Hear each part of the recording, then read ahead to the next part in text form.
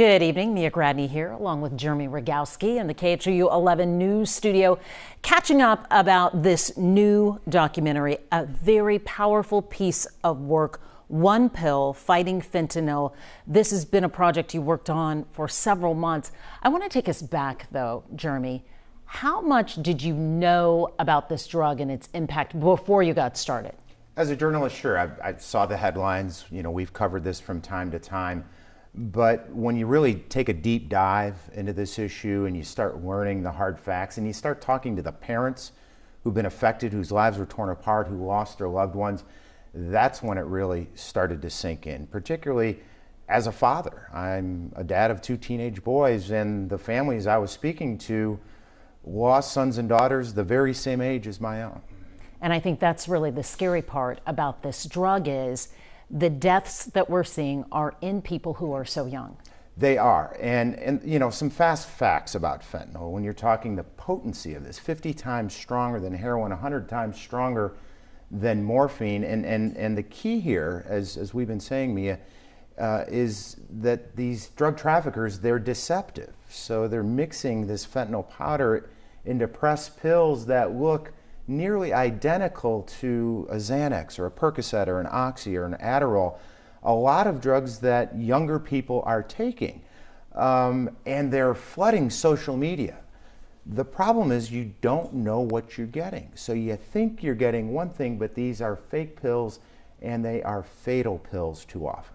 So kids get online, they think they're buying one drug, and they're actually getting fentanyl or some dose or version of this drug mixed with fentanyl. And you got to remember, these drugs are being mixed in clandestine labs. You know, there's no quality control, there's no standards or accuracy or precision. We're talking about bathtubs and back alleys and basements where they're concocting these drugs. So, you know, one batch may not have a, fentanyl lethal dose, but the next would. In fact, the DEA, all the pills they confiscate, they test them. And 60% are coming back with a potentially lethal dose. That is, not only Russian roulette, it's actually worse than Russian roulette. It's worse than a coin flip that you may take a pill and you may not wake up. That's why this project is so important, raising and increasing awareness. I asked you at the beginning how much you knew about fentanyl. What about these families that you came across who have been gravely impacted by this drug? Pretty much across the board, they didn't know either. They may have heard of it.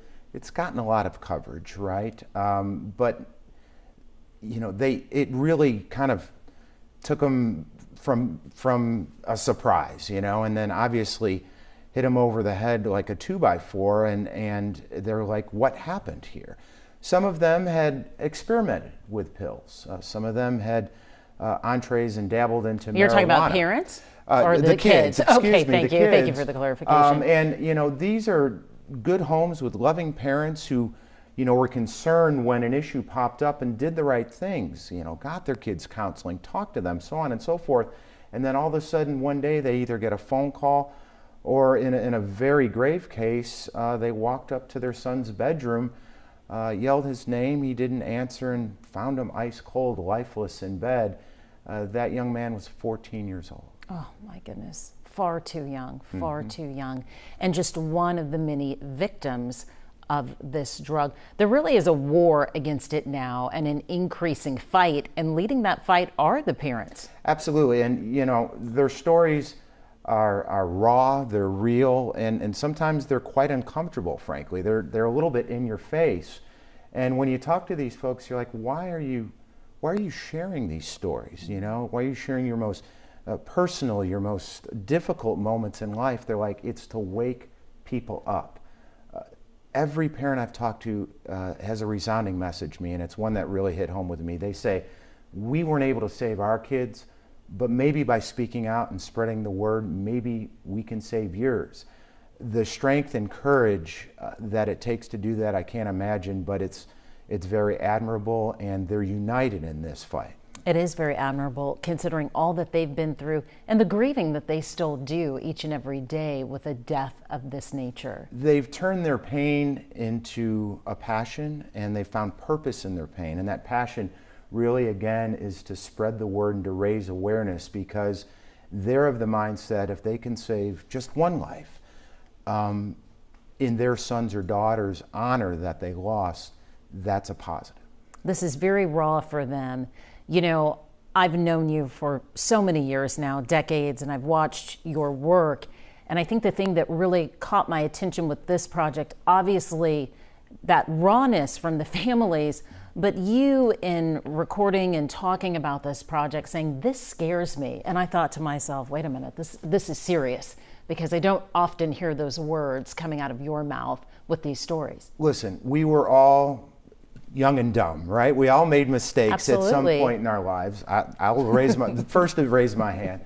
Here's the difference with fentanyl. You know, kids are supposed to be able to learn from their mistakes. Absolutely. But when you're talking the lethality of this and that 60% may be a lethal dose, you don't get to learn from your mistakes. With fentanyl, you know, people are dying from them, and they're dying in record numbers. And I think that, as again a dad of 2 teenage boys, is what really hit home, that you know, we all are going to make mistakes, but we should be able to learn from them. Absolutely.